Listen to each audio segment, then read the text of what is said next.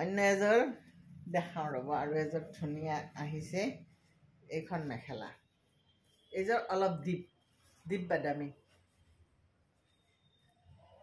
চিলাই পিন্ধিলে কিন্তু বহুত ধুনীয়া লাগিব ব্লাউজ পিচ আৰু সাইড পাৰি এইটো ব্লাউজ পিচত 4টা থাকিব আৰু চাদৰখন চাই লওক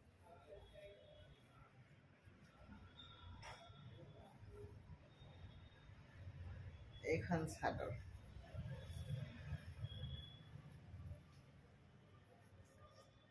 কি ধুনীয়া লাগিছে না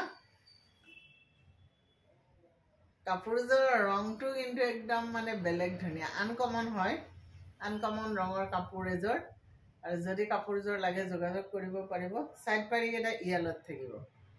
আৰু ব্লাউজ পিচত 4টা থাকিব আপুনি